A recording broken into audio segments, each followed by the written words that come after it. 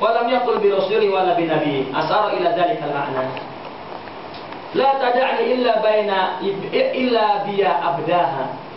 Fa innahu asyrafu asmani. Janganlah panggil aku kecuali dengan wahai hamba, karena itu adalah nama yang paling mulia bagiku. Fankasir ayyuhal akhwan tariq bin tariq.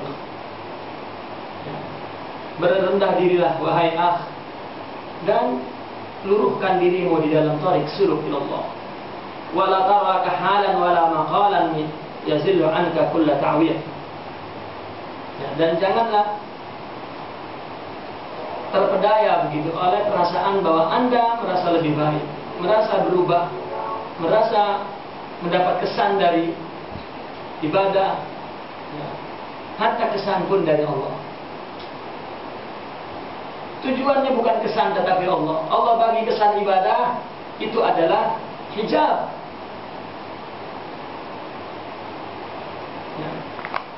Karena untuk mencapai kepada Allah melewati beberapa hijab. Belum nafsu, sudah kuat melawan nafsu, maka dia mampu ibadah. Ibadah jadi hijab. Maka dia melakukan ibadah, diberikan nikmat ibadah, ditutupi lagi oleh Allah dengan nikmat. Dia ta'aluk tidak kepada nikmat. Apabila dia melihat nikmat itu dari Allah, maka dia taraqi lagi, naik kepada Allah. Apa bedanya kita mendapatkan harta dan nikmat bukan karena Allah, tetapi nikmat karena harta itu? Jadi banyak hati ini luka dengan hijab itu, karena tidak ada Allah di hati. Maka itu yang disebut ubudiyahnya tidak nampak, maka rububiyah tidak ada. Seolah kita diombang-ambing oleh apa saja, padahal Allah mengendalikan kalau kita mau. Inna Allah ma'as sabirin. Banyak di dalam Al-Quran ma'iyah, kesertaan Allah kepada seseorang. Jika dia menampakkan ubudiyahnya sebagai hambanya, maka Allah datang dengan rububiyah. Kemudian dawamu syuhudi taksirik.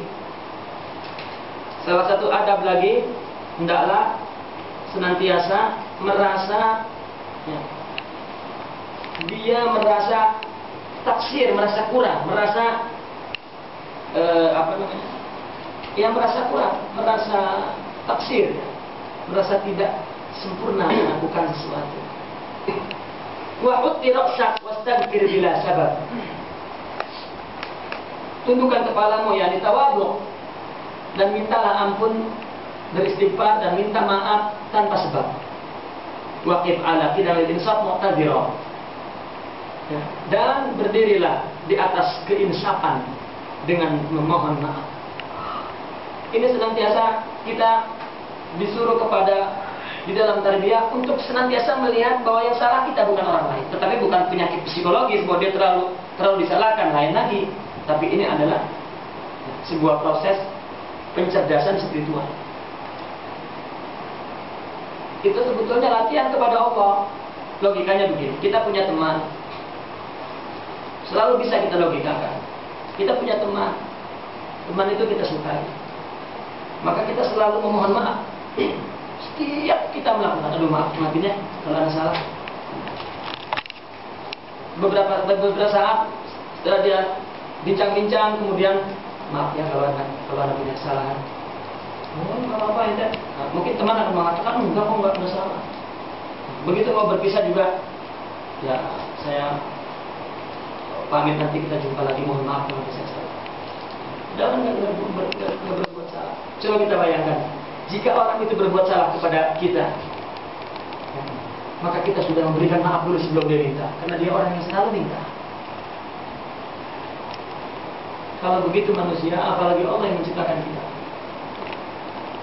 Orang yang meminta ampun kepada Allah, tidak yakin Allah memaafkan, kafir.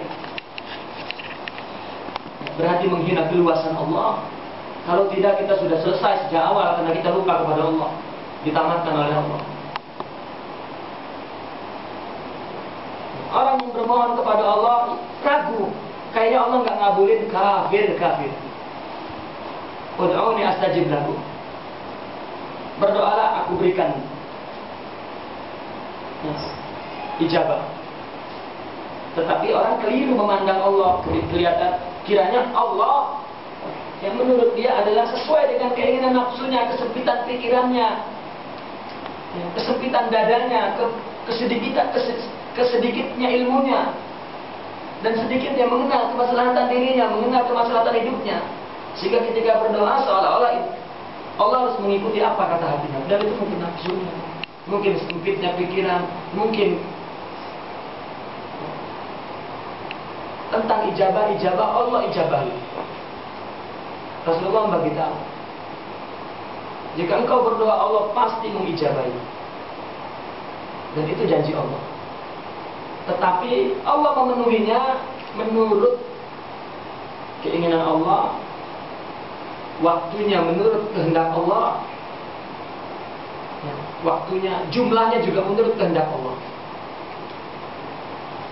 bukan kehendak kita. Karena kita meminta kepada Allah. Kamu diberikan musibah juga dari Allah, kamu dibuat ingat untuk meminta kepada Allah juga dari Allah.